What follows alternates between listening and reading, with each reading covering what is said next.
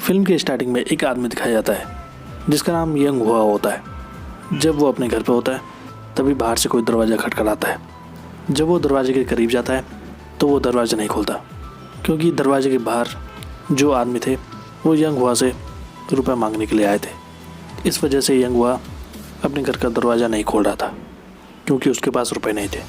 वो मिस्टर वांग के आदमी थे और यंग हुआ ने मिस्टर वांग से उधार लिया था, लेकिन उसने रुपयों को नहीं चुकाया।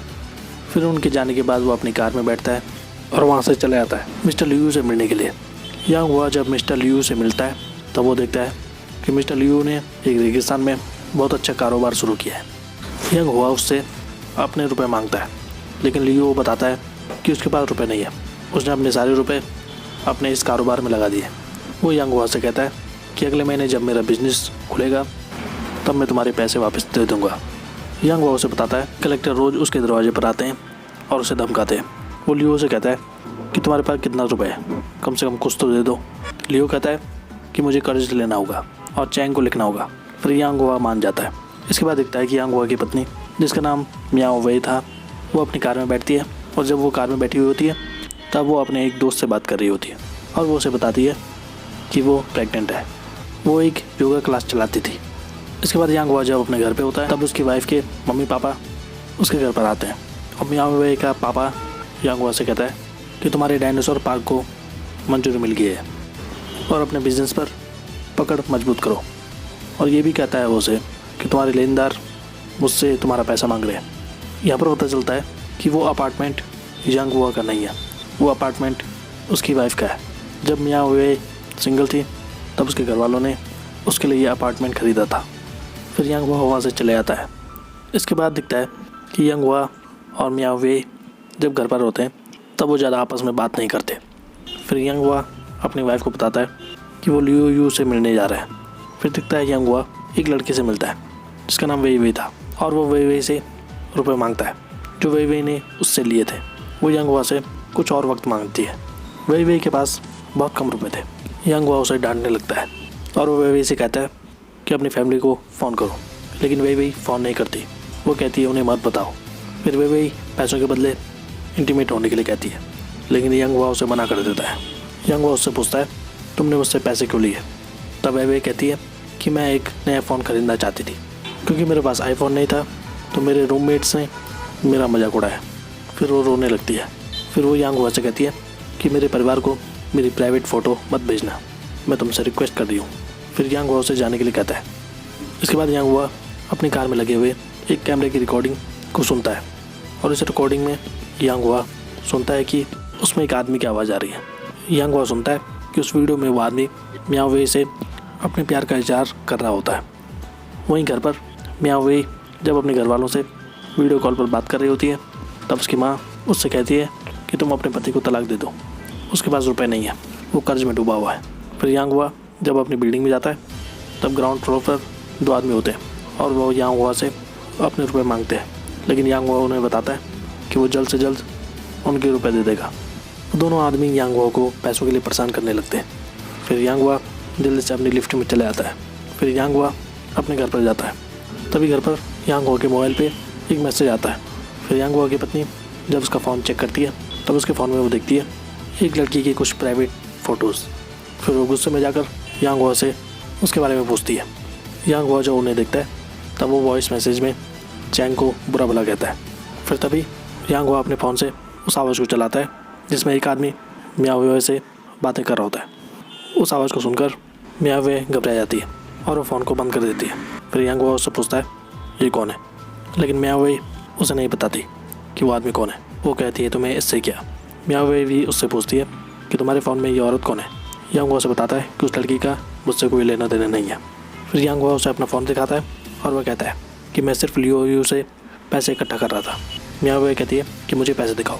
यंग हुआ जब फिर से उस ऑडियो को चलाने की कोशिश करता है तब मियाओ वेई उसे फ़ोन छीनने की कोशिश करती है। यंग हुआ उससे पूछता है कि ये क्या चल रहा है, ये आदमी कौन है। मियाओ वेई उससे पूछती है कि मैं तुमसे क्यों नहीं पूछ सकती। यंग हुआ उससे कहता है कि मैं सिर्फ कर्ज ले रहा था। मियाओ वेई कहती है कि मुझे तुम पर विश्वास नहीं है और वो उस पर इल्ज़ाम लगाती है कि वो सारे पैसे लड़कियों पे खर्च कर रहा है। फिर यंग हुआ उससे पूछता है क्या तुम्हारा उसके साथ अभी भी रिलेशन चल रहा है और वो उसे गाली देने लगता है। मियाँ वे कहती है कि तुमने मुझसे पैसों के लिए शादी की। वो कहती है घर का सारा खर्चा मेरे घर वालों की वजह से चल रहा है। तब यांग हुआ उससे कहता है कि मैंने कहा था कि ये सब करने के लिए मैंने कभी उनसे पैसे नहीं मांगे। फिर दोनों के बीच झगड़ा होने लगता है। इसके बाद यांग हुआ वहाँ चीज़ों को तोड़ने लगता है। फिर यांग हुआ वहाँ से चले आता है और मियाँ वे रोने लगती है। इसके बाद यांग हुआ एक पहाड़ी की चोटी पर चले आता है जहाँ उसने पहली बार मियाँ वे को प्रपोज किया था।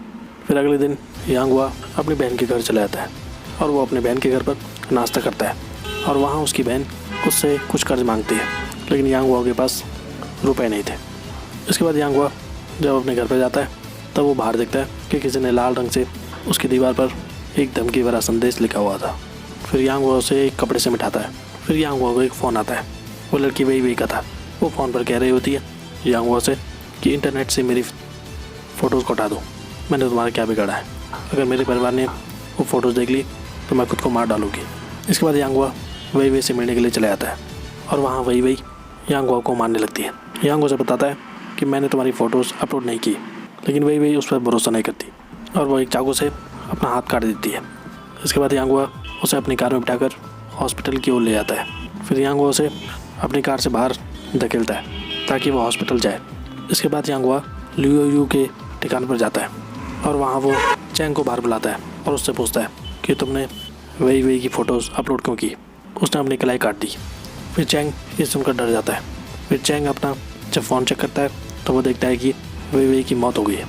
यांग हुआ वहाँ लियो यू से कहता है कि तुम ही हो जिसने वही को मार डाला। लियो यू बताता है उसे कि उसने आत्महत्या कर ली, हमारा इससे कोई लेना देना नहीं है। और वो कहता है मैं सब ठीक कर लूँगा, तुम घर जाओ।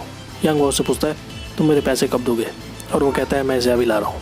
फिर अंदर जाकर वो कुछ रुपए लेकर आता है और यांग हुआ को देता है और वो उन रुपयों को लियो यू की तरफ फेंक देता है और वहाँ से चला आता है। फिर यांग हुआ जब अपनी कार में होता है तब उसकी वाइफ का फ़ोन आता है और वो उसे जल्दी आने के लिए कहती है। वो कहती है कि पहले तुमने सब गड़बड़ी कर दी, अब लेनदार तुम्हारा पैसा मुझसे मांग रहे हैं। फिर फ़ोन को काटने के बाद यांग हुआ अपने को थप्पड़ मारने लगता है और गुस्से में चिल्लाता है।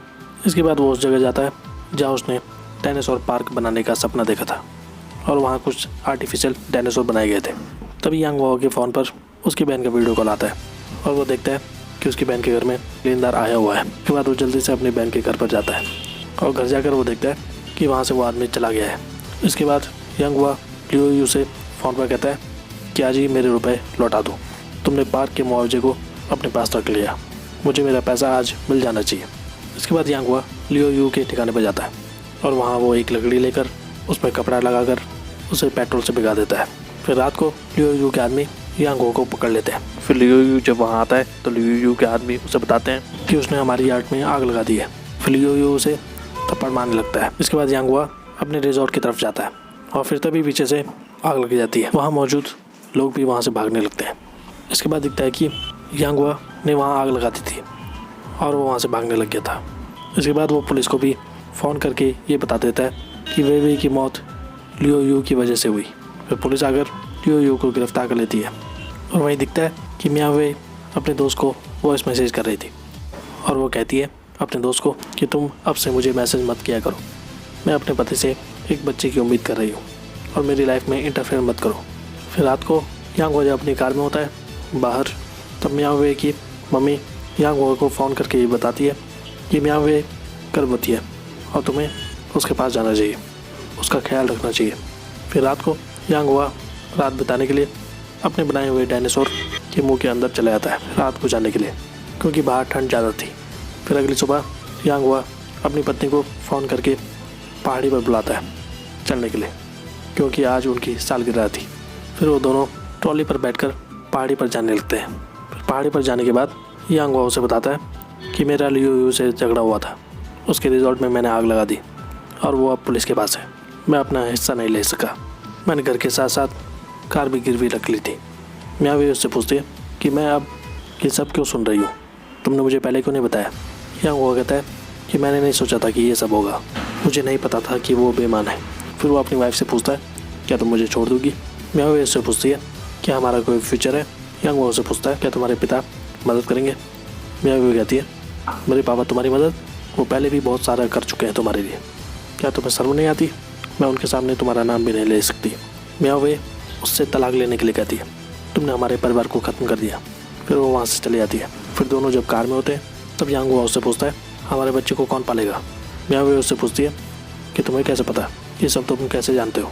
यांग हुआ उससे पूछता है क्या तुम छुपा रही हो कुछ, तुमने मुझे पहले क्यों नहीं बताया। मियाँ वे कहती है कि मैं कुछ नहीं छुपा रही, मैं इस पर बात नहीं करना चाहती और तुम मेरे बच्चे को पाल नहीं सकते। यांग हुआ कार रोक कर कहता है फिर कौन पाल सकता है। वो कहती है क्या मतलब। यांग हुआ कहता है कि तुम क्या सोचती हो, तुमने मुझे क्यों नहीं बताया कि तुम गर्भवती हो, तुम शर्मिंदा हो। फिर यांग हुआ उसके बाल पकड़ कर कहता है कि मुझे बताओ ये किसका बच्चा है। फिर मियाँ वे गुस्से में कहती है कि ये तुम्हारा नहीं है, तुम्हारा नहीं है, और बार बार कहती है। फिर वो कार से उतर कर बाहर चली जाती है। फिर यांग हुआ गुस्से में आकर अपनी गाड़ी से मियाँ वे को टक्कर मार देता है और वो पहाड़ी से गिर जाती है। फिर बाहर जाकर यांग हुआ रोने लगता है।